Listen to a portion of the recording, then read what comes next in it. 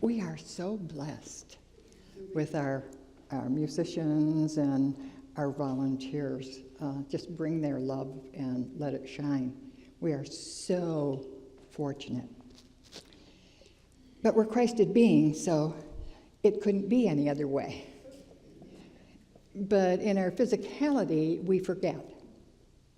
We forget that we're spiritual beings, and that wherever we go, we have a decision to make.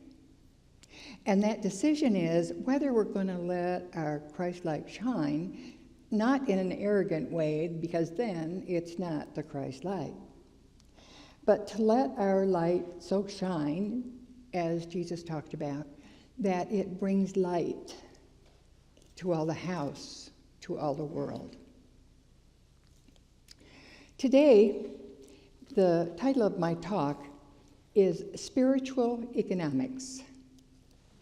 A lot of it comes from this book, Spiritual Economics, The Prosperity Process by Eric Butterworth. Very good book, and I think I didn't have time to check. That's a good excuse. But I think you can order it from Amazon Smile if you're interested. Good book. I'm going to say a word, and I want you to pay attention to that word and what it means. Usually we don't listen to our thinking processes. Here I want you to think about this word. The word is prosperity.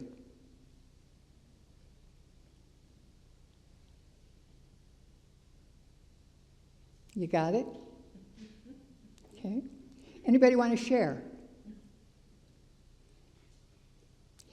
Well, when I first got involved in Unity, I was kind of confused about what that meant.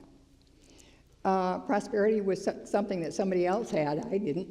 And it meant having enough. I'm not going to go there right now. I want you to think of your response to another word that I'm going to say. Pay attention, think about it, and that word is money. Did you go, oops? Did you say, well, that's not spiritual? Somehow in our consciousness, we have separated money from spirituality. And a lot of it comes from where Jesus says you cannot serve God and mammon. You cannot serve two masters, which is absolutely true. That doesn't mean we need to be poor. There's another story in the Bible about the rich young man who comes to see Jesus, and he is so thrilled with everything Jesus has to say. It's so wonderful and inspiring, and he says to Jesus, how can I come and be part of you, be part of your group, and get all this good stuff? And Jesus says, well, before you can become a part of this group, you need to sell everything that you have.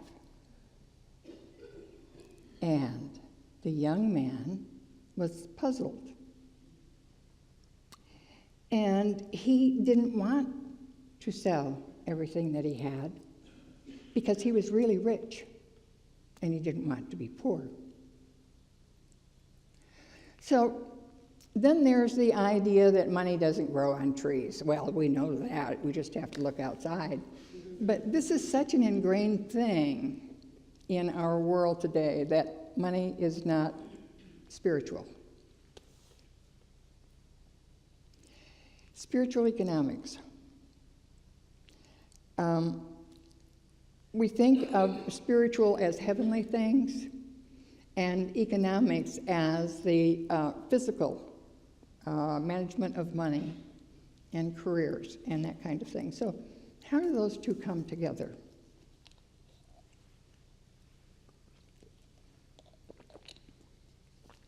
I've been thinking how to talk about this, and I've gone round and round and thought of some ideas and discarded those and thought of others, and so here goes. We live in an abundant universe. We live in an abundant world, but we get so enamored of the outside world with our five senses that we don't see it. We don't see it. We live in a substance that is all around us, that is the very stuff of creation. Everything is made out of it. Quantum physics says that there's these little itty-bitty particles that are around us all the time, and they're moving. They're moving. Einstein said that all physical reality is the vibration, is created by the vibration of the molecules and the atoms in that object. So if the molecules and atoms stopped vibrating, it'd fall apart. So these vibrations are what hold everything together in different forms. I'm sure glad I didn't come as a church pew. So that, I think, is really hard for us to grasp, that we live in this. Quantum science is telling us that there's these little particles all around us, and they respond to us. They respond to our thought. They've done experiments that show that it responds to our thought. So this is, we call that God substance, by the way.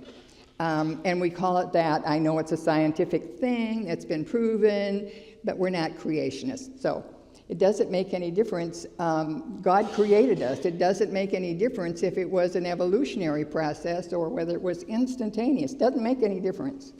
God made us. And I'd like to ask you, if God created us, if God created everything, and if you look at Genesis, you'll see that God created everything in a process.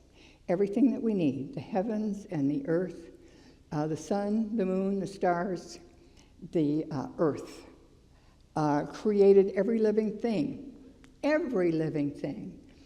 And he created all, he gave us all kinds of vegetables and fruit to help sustain us. And then he provides, or she provides, all of this stuff. And then creates us. Now, if God created all that and then created us, did God expect us to be poor?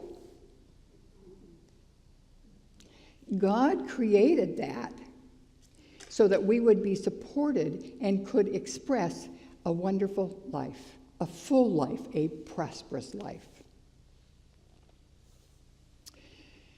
Most of us don't realize that. We don't think about that. God expects us, or wants for us, a wonderful life and provided every good thing for us.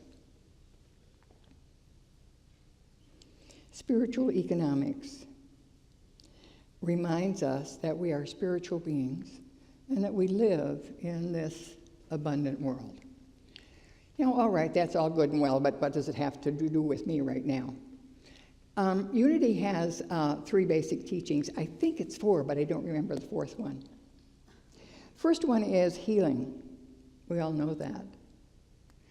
Another one is illumination, growing in understanding of spirituality and that we're spiritual beings. And one is prosperity. And the teachings of prosperity came about during the early 30s, right after the crash. And Unity, the founders of Unity, wanted to help people get through that and help them understand that we don't have to be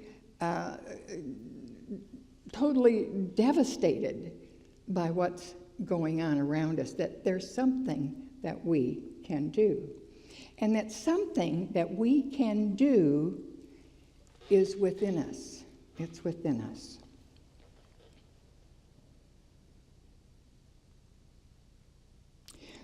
I was reading the other day about a story, I'll call the man Dick.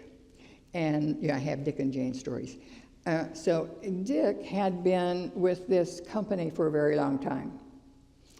He was at work and he'd left his desk to do something. It was almost closing time.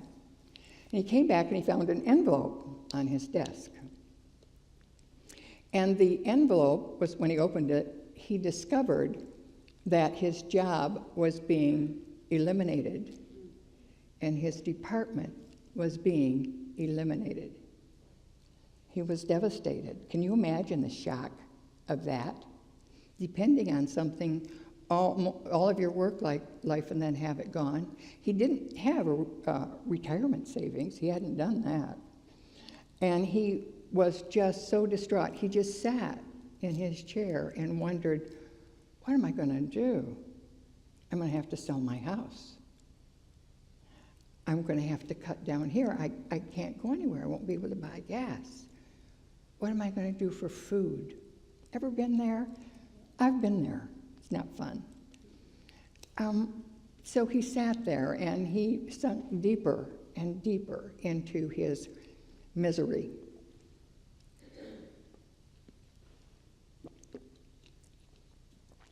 And as he sat there, he noticed a spider on his desk.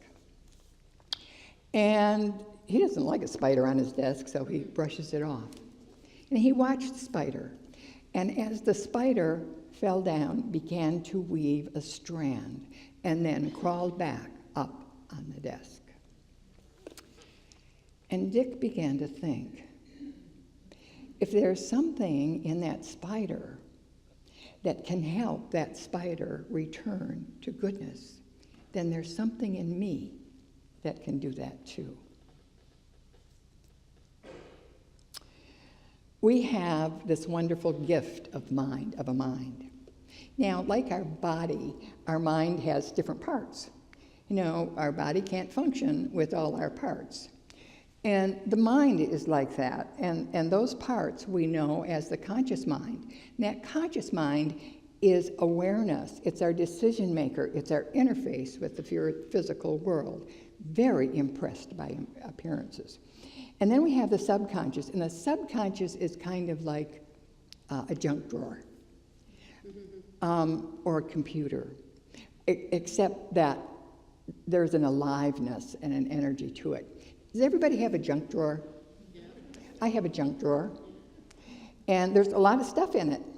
There's metal stuff and plastic stuff and other kinds of stuff. Now, if we have a magnet, and it's in that junk drawer, and we're looking for something, that magnet has attracted everything that's metal. And sometimes you have a hard time sorting through that to get what you want. Everything that is not attracted to that is just different stuff. Our subconscious mind is something like a junk drawer. Every thought we think has a feeling attached to it. Some of those are wonderful, happy feelings. Some of them aren't so good. You know, Dick, when he was sitting at his desk, let all those junk drawer junk come up. We are, at that level, we are magnetic beings.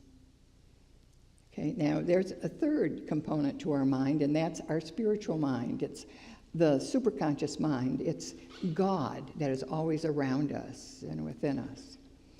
But Charles Fillmore calls the subconscious mind the great gulf fixed between the conscious mind and the superconscious mind. So in order to get there, we have to make a decision to do it. And the decision is sometimes a conscious decision, and sometimes it isn't. Now, the job of the conscious mind is try to make sense out of what's in the junk drawer and what it can be used for. How does that relate to my physical world? How do the thought and feelings that I have relate to the physical world? And so our conscious mind is busy trying to figure that out. And when it can't figure it out, he says, why? Because if the conscious mind can just know why, we can fix it. We can fix it. Some things are not fixable. Some things we just move through. And one of the things that Dick discovered as he lost his job, that he really didn't like his job much. And he'd been uncomfortable with it for a long time. That he had kind of an artistic bent. He loved to write. And so he began to write.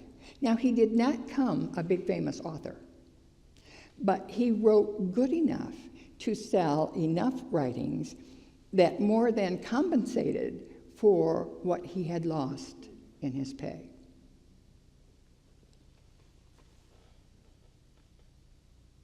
So a lot of us go through this place where everything is not good, that we hurt. But there's always something on the other side of that, always. And we can be drawn into that or not. And the way that we're drawn into that is by changing our thinking. What do we think about all day long? Emerson said that's what we are, it's what we think about all day long. Our thoughts and our feelings are magnetic. That's that magnet in the drawer. We are magnets for our good. And that's kind of hard to understand because we have these five senses that say, oh, that can't be right. We can't be magnets. Doesn't look like it. Doesn't sound like it. But this is how it works. I've got a story. You know the story. We had a minister that was called to his higher good, and we blessed him. But that left us without a spiritual leader, and we kind of fumbled around for a while, kind of not quite knowing what direction to go through. And I don't know what was going through everybody's head, but a lot of it was about, we don't have it. What are we going to do? Just like when we get individually into a space where we don't know what to do. So we formed a committee to to call for resumes, Unity Worldwide Churches. And we began the process, and we're still fumbling around. And then we remembered that we are magnets. We draw to us what our predominating consciousness is filled with. And right that moment, our predominating consciousness was, we don't have a spiritual leader. So, you notice we talk about the magnet team? And you noticed for a long time that we had an affirmation that we said, we are a powerful, irresistible magnet, drawing to us our right minister. Now, during that process, we did a whole lot of trying to get Robert as our minister, but he's a ministerial student, and the association just said, no, he cannot do that. Now, if we'd have gone ahead and just did it anyway, Robert would not be ordained, and we would not be a part of the Worldwide Unity Churches, which is an advantage to be part of it. So we began, remember on Sundays, we were a powerful, irresistible magnet. And we kept bugging. People here, and I think Robert did, kept bugging the Worldwide Ministries how we can do this for Robert. And they kept saying, absolutely not. We didn't get many resumes, and the ones we got were not suitable. Now, with that, not having enough resumes, we might think that, well, Robert was our last hope. But see, we didn't get any resumes because we already had our right minister. Yes.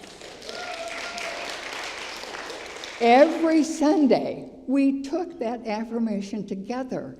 Together, we created a magnetic energy that finally got through and affected Worldwide Unity Ministries, and they finally said, yes.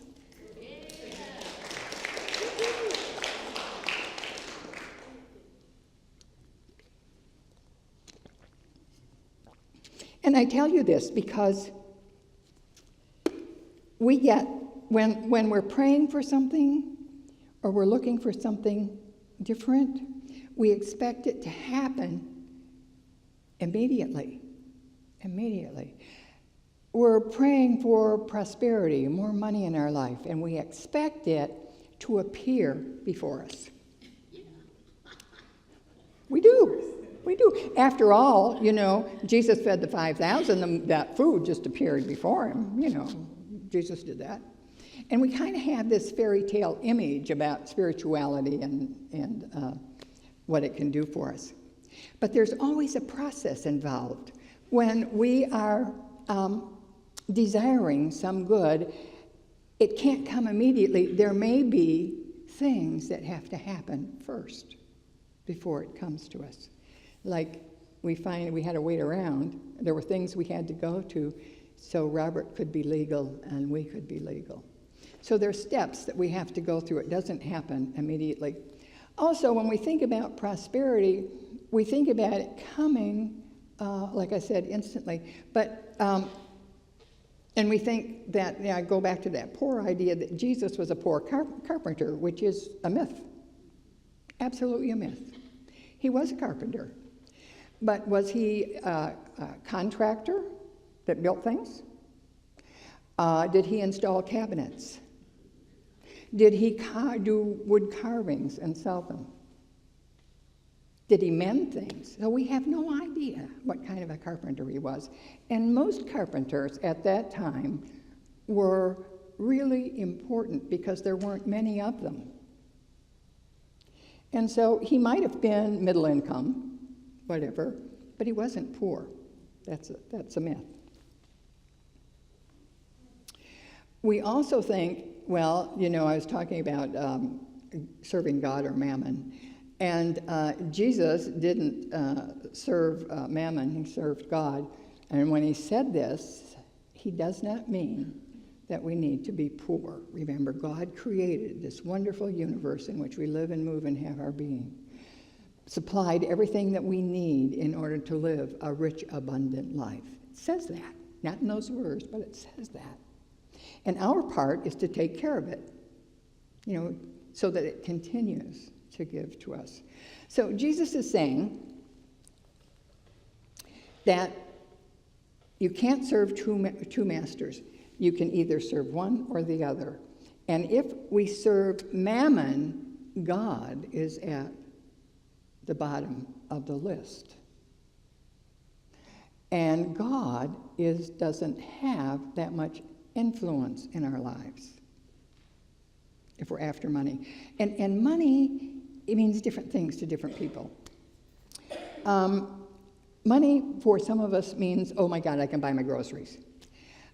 For some of the most wealthiest people in the country, I remember Rockefeller and Carnegie and another guy were always trying to see who could make the most money. It was a game for them, and they made plenty. And they were serving, mammon. Other people, they go out and they amass a lot of money, but they pass it on. They give freely. So money is an important part of our life, and we're always at a decision. God does not want us to be poor. That's not part of spirituality. It's a lot easier to serve God if we've got some money. A lot easier. It's a lot easier when we have income flowing into our church, and it doesn't come by magic. It comes through all of us. There's a fallacy, I remember in my early days in ministry, that God will move through the church so we don't have to give anything. See, we're all channels. We're all channels for this wonderful good, and we can do with it whatever we will. It's a choice. It's always a choice. So if we are going to prosper, how do we do that? Do we spin a web? Well, but we have something inside of us that can guide us and direct us. Our part is to become aware of it and to make it a priority. See, when he says you cannot serve God or mammon, he's saying make God your priority. When he tells the rich young man to sell everything that he has, he's saying, let God be your priority. It's not about things. And they say, well, Jesus didn't have any money, but he was supported. He was supported abundantly by people, by women. So he was not poor. We think about it as poor, bedraggled guy. But he demonstrated what he taught about being prosperous. And he gave, and things came back to us. Now, when we give, we always expect the equivalent to come back to us, and it doesn't work that way. The equivalent will, if we give one thing, then something else wonderful comes into our lives. So it does what it does. So we are meant to experience prosperity, and in order to do that, we change our thinking. Back to that old saw. We change our thinking. Have you ever changed your mind about something? You know, you go along and you're doing this thing and you decide, that's not the way to go, I do something else. What happened to that thing you let go? Nothing. It just dissipated. You're now focused on something else. That's how we change our mind. That's transformation. It's letting go of all that old crap and choosing something new, choosing God. Choosing a good life, choosing the prosperity that God desires for us. Because that's what we're here to do. We're here to be those wonderful channels of God, expressing those. So it's a decision. And it isn't just deciding I'm going to be prosperous. It's a decision, and I want to let you know right now it's work. Not physical work, but it's mental work. Because remember, I told you to listen to what you heard when I said those words? Those are energy in you, and they create whatever was your predominating thought. They create that in our lives. So the first step is a decision. It's realizing that poverty or not having enough is an error in thinking. It's something we've been taught. That we have within us this resource that will guide us and bless us and create a magnet in us to draw our good to us. So our part is to change our mind and to develop a way of thinking prosperously. And to use an affirmation to keep us focused.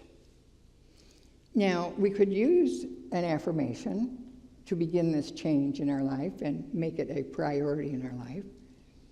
We could choose the affirmation that we used for our minister. I'm a powerful, irresistible magnet, drawing to me my good and radiating good to others. That's one. We can use another one. God is my instant, constant, abundant supply and supplier. And so as we go through this process, this decision, we forget. We forget. We're going to forget. But then we can remember. Just as easily we forget, we can remember. And then we start over until that becomes more dominating within us. We pay our bills and we say, God is my instant, constant, abundant supply and supplier. Thank you, God. It's a decision. You decide whether or not you're going to keep doing it or not. And so you change your thinking. And your junk drawer doesn't have as much junk in it. And you begin to attract your good in large and small ways. Gratitude, decision. Gratitude is important, giving thanks for everything. It builds that energy.